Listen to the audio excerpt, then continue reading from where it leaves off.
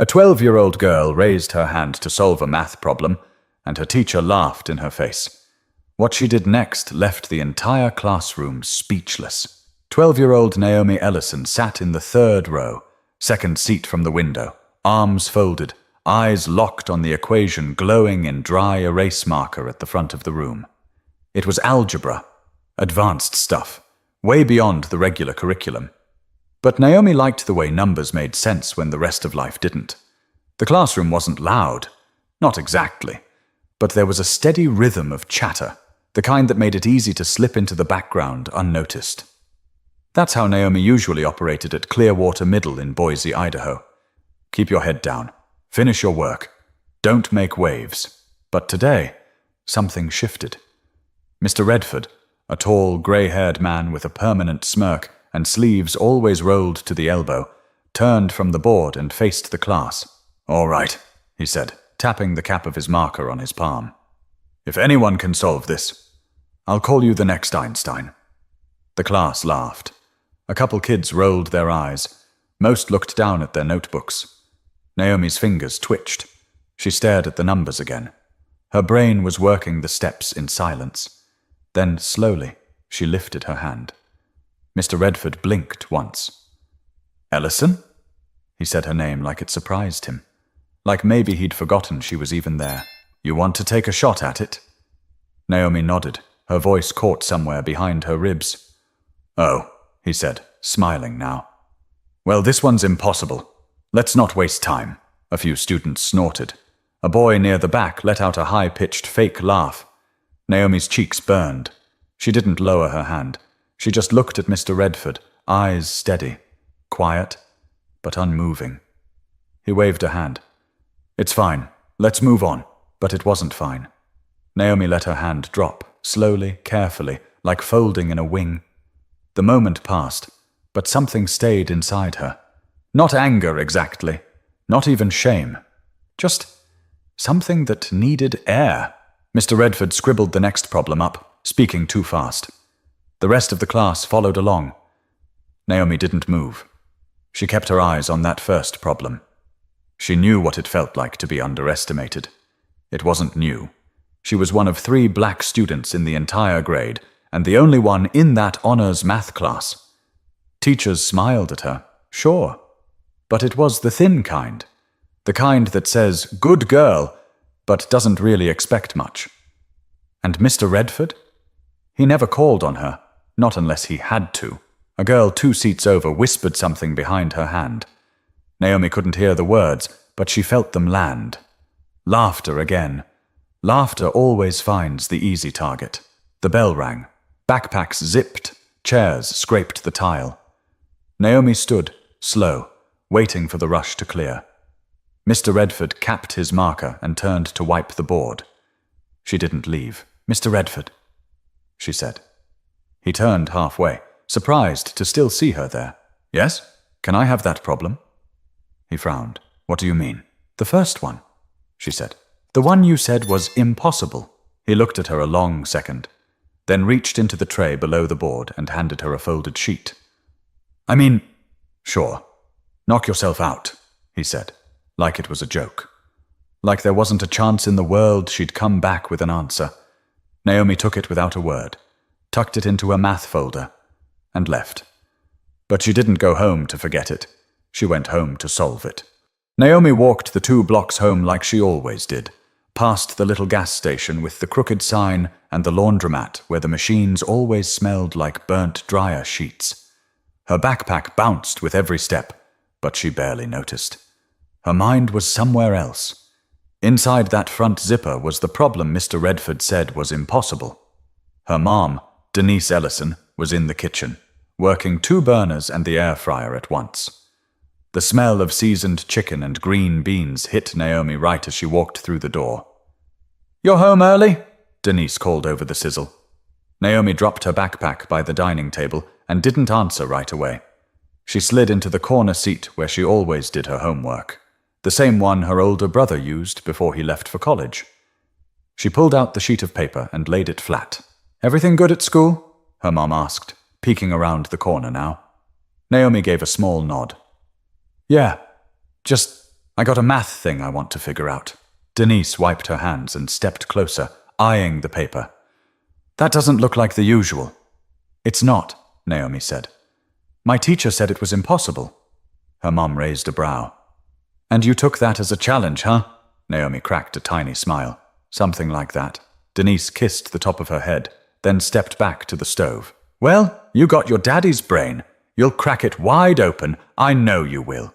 Naomi didn't say it out loud, but something about that moment, about being believed without having to prove anything, pushed her to try harder. She got to work, pencil tapping, eraser shavings piling up, paper edges fraying from being turned and folded. It wasn't easy. At first, the numbers wouldn't fall into place. The formula felt twisted. But the more she stared, the more it started to shift, not make sense all at once, but reveal little corners she hadn't seen before. She worked for hours, took a break only when her mom called her for dinner, ate with one foot bouncing under the table, then went back to it again. By 9:40 her bedroom floor was littered with scratch paper and balled-up attempts. She lay flat on her stomach, chin resting on her forearm, staring at the same line of numbers for the 50th time. And then something clicked. A tiny connection. A thread. She sat up. Started over, slower this time. Rebuilt the whole thing. Her pencil moved without stalling. Step by step, the path started forming in front of her. No guesswork, just clarity. She checked her work twice, 3 times. And then, almost without thinking, she started again from a different angle. Not just to double-check, but to see if there was another way. A second method. Her mom peeked in around midnight. You still at it? Naomi looked up, eyes wide and a little dazed. I think I got it. Denise smiled, but it was the kind with worry behind it. Baby, it's late. I know, Naomi whispered. But I figured it out. I actually did. She held up 2 pages, one with her original work, the other with a whole new method scratched out, cleaner this time. She looked up at her mom like she was holding proof of something bigger than numbers. Denise sat beside her on the floor, took the papers in hand, and just stared at them. You're going to take these to school Monday? She asked. Naomi nodded. Her mom exhaled. All right then, don't go showing off too hard. Naomi grinned. I'm not. I just want him to see. But Naomi wasn't ready for how different everything would feel the moment she walked back into that classroom. Saturday came and went like a blur. Naomi didn't sleep in like she usually did. By 7:30, she was already at the kitchen table again, her papers spread out in neat stacks. She'd sharpened 4 pencils. Her calculator sat next to her notebook, though she only used it to check, never to guide. Her mum watched her from the doorway, coffee mug in hand. You sure you don't want to go to the rec center? They're doing that robotics demo today. Naomi shook her head without looking up. Maybe next time. Denise watched a few seconds longer, then let it be. Naomi wasn't wasting time. She was working through something only she could see. Her little sister Zoe danced through the living room later that afternoon, dragging a blanket and pretending it was a royal cape. Naomi, she sang. Come be my math wizard. Naomi didn't look up. Later, you always say that. But this time, she meant it. She redid her solutions twice on clean paper. Then she made another copy. Then another. She didn't want it to look messy. If she was going to hand it to Mr. Redford, she didn't want him saying he couldn't read her work. She even thought about typing it. By Sunday morning, she had 2 folders. One with her original handwritten notes, flawed, erased, raw, and one clean version with both solutions clearly boxed, steps labeled in neat handwriting. She wrote her name in tiny print in the upper right corner of each page, but something kept nagging at her. What if he didn't care?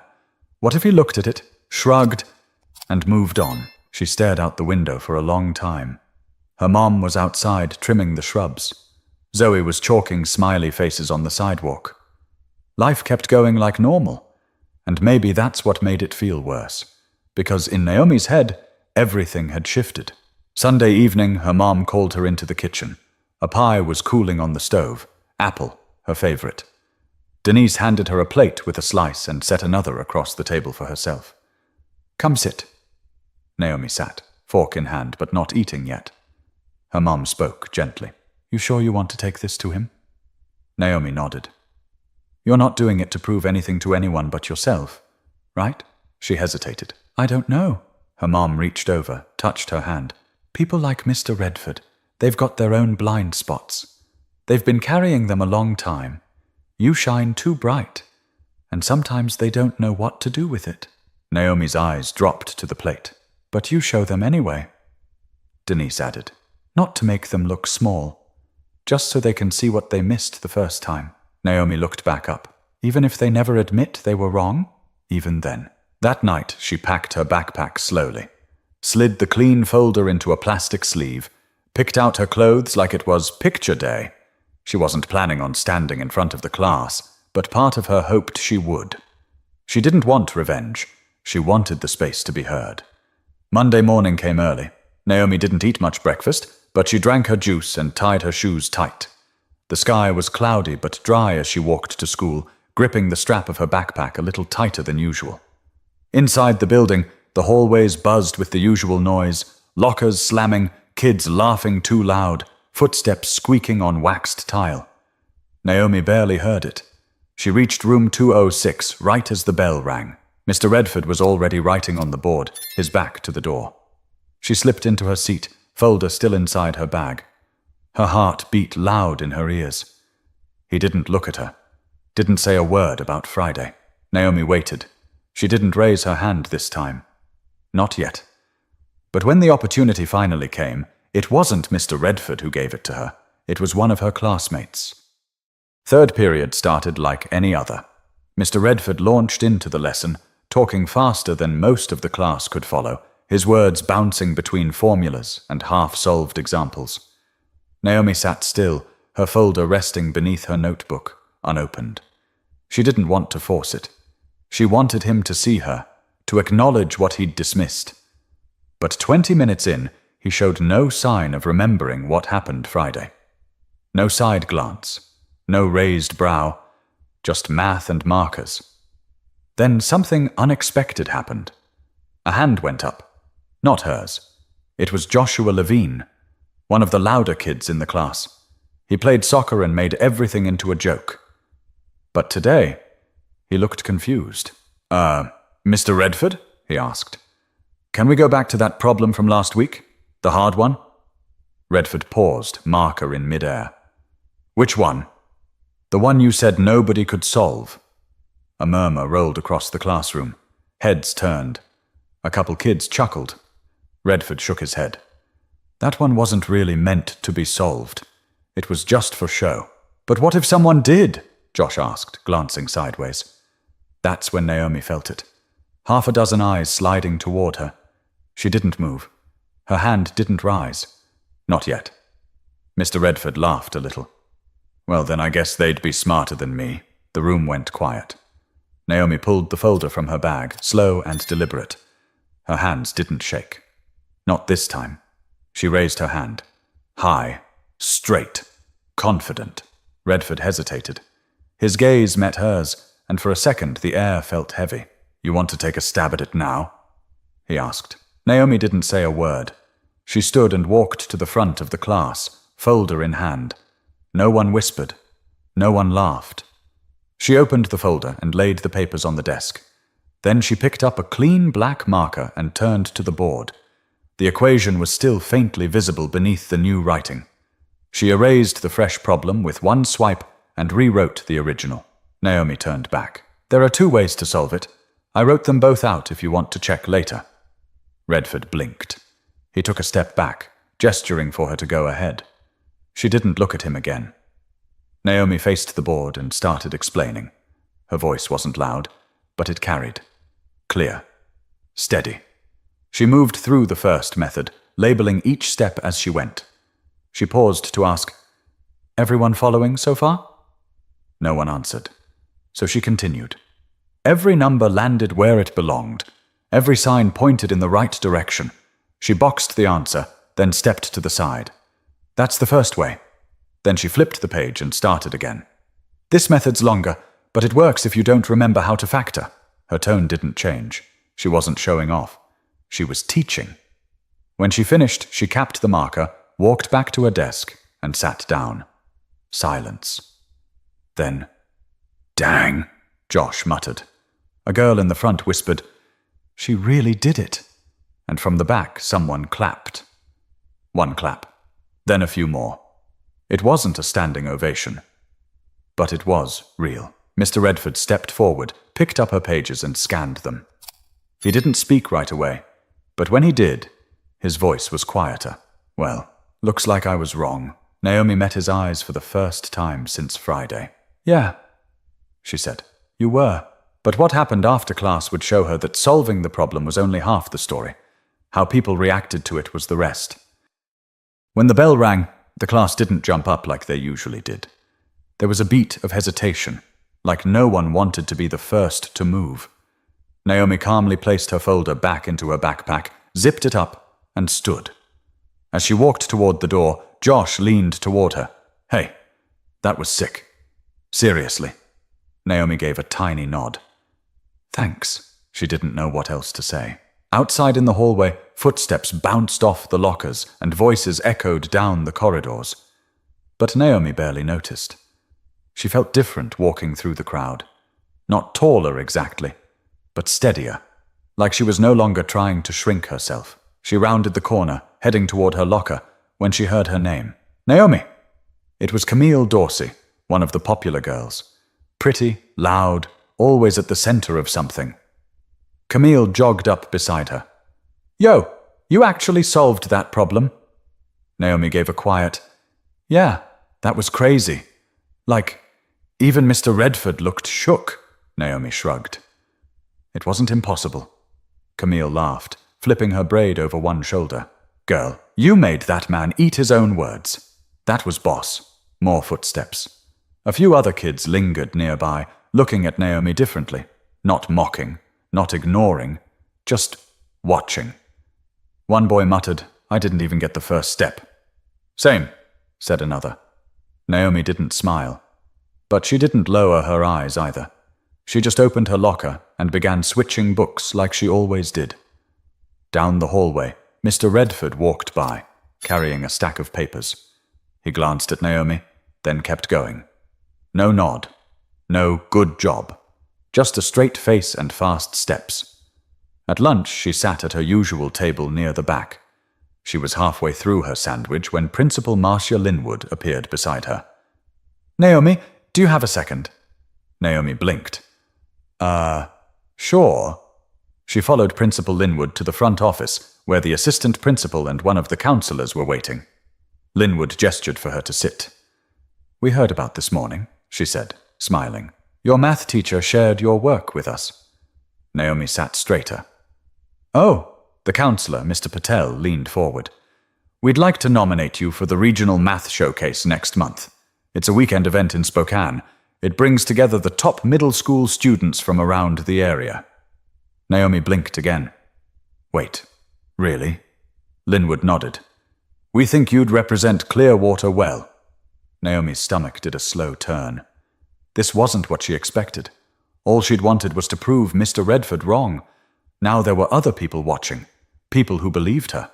Can I talk to my mom about it first?" "Of course," Mr. Patel said. "We'll send the info home today."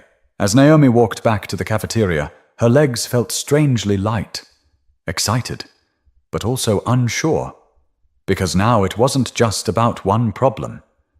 Now she was visible. That afternoon, during last period, her teacher, Miss Barlow, who taught language arts, paused mid-lesson to say, "Naomi, I heard what you did in math class. That's impressive work." Half the class turned to look at her. Naomi didn't say anything. She just gave a quiet nod.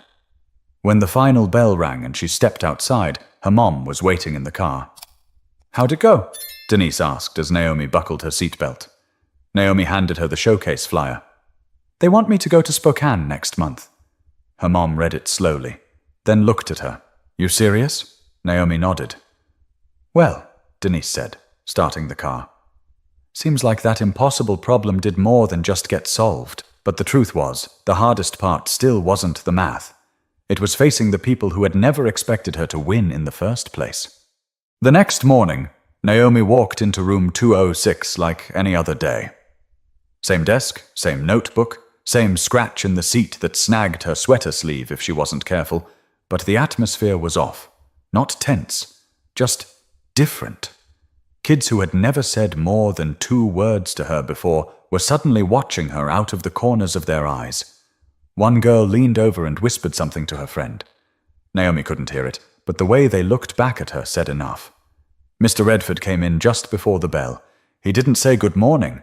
He didn't ask if anyone had questions. He jumped straight into a new lesson like Friday and Monday hadn't happened at all. Naomi didn't expect a full apology, but something, anything, might have meant he saw her differently now. But he never mentioned the problem, or her solution, not even in passing. Instead, he handed out a worksheet, like nothing ever happened. Naomi sat quietly and worked through the problems, but her mind wandered, not because she didn't understand them, she did, but because the silence from Mr. Redford spoke louder than anything else in the room. After class, she waited again. Let the other kids file out. When it was just the 2 of them, she approached his desk. He looked up. Need something? Naomi hesitated, then pulled the folder from her bag. These are the original pages, from the weekend. You said I could bring them in. Redford took the folder, barely glanced at the top sheet. Thanks, he said flatly. I already showed the copies to the principal. That was it. No, well done. No, I was wrong. Just, thanks. Naomi waited, hoping he'd say more, but he was already stacking papers. She turned to leave. Naomi, she paused. Redford looked at her. You're very bright, but just be careful. Careful? He nodded once. Some kids don't take well to being shown up. Naomi didn't reply. She just left the room. Outside in the hallway, the words stuck to her. Not for what they meant, but for what they didn't. That afternoon, the counselor, Mr. Patel, called her in again. He'd spoken with her mom. She was approved for the trip to Spokane. Her registration was already submitted. I want to be clear, he told her. This isn't just about one problem. It's about how you think, how you reason. That's not something you can fake. Naomi nodded. But I also want you to know, he added, leaning forward slightly. You'll meet people at that event who've never had to fight to be seen. Don't let that throw you. She looked at him. I won't, he smiled. Good. That night at home, Naomi sat at the kitchen table again. Not with a problem, just with her thoughts. Her mom came over, tea in hand, and sat across from her. You okay? Naomi hesitated. I thought he'd say something. Redford? Yeah. I thought, after all that, he'd at least admit he was wrong. Her mom didn't rush to answer. Then she said, Some folks are more comfortable doubting you than admitting they misjudged you. Naomi nodded slowly. But what you did? You didn't just solve that problem. You stood in front of a room full of people who didn't expect you to. And you did it anyway. That matters. Naomi looked up. I think I scared him. Denise smiled. Good. Sometimes people need to be shaken a little to see clearly. Naomi didn't smile back right away, but she reached for her folder and quietly started writing again. But before she could fully move forward, she had one more decision to make, the kind that would define not just what kind of student she was, but what kind of person she wanted to be. 2 days later, Naomi stood in the cafeteria holding her tray, scanning the tables. For once, there were open spots near the front. Kids who never used to notice her now scooted over like they were saving seats. But she walked past them and found her usual spot in the back, near the corner wall with the faded mural of mountain ranges. She wasn't trying to be dramatic. She just didn't feel like playing along. As she sat down, a voice called out from behind. Yo, Naomi. It was Josh. He slid into the seat across from her, half-eaten apple in one hand. You're going to Spokane, right? Naomi nodded. That's wild. You nervous? A little. Josh shrugged. You shouldn't be. I mean, you smoked that problem. Twice. Naomi looked up. It wasn't about the problem. Josh raised an eyebrow. Then what was it? She thought for a second. It was about being allowed to try. Josh went quiet. He chewed his apple slower. That's real, he said. Some of us never think about that part. Naomi gave him a small smile. That's kind of the problem. He laughed under his breath, shook his head. Man, I wish I had your brain. No, she said, still smiling. You should want your own brain. You just have to trust it. He looked like he'd never thought of that before. Later that afternoon, Naomi sat in front of her open notebook during study hall. She wasn't writing equations, she was writing thoughts, questions, sentences that had been bouncing around her mind for days. Things like, what does being smart look like to people?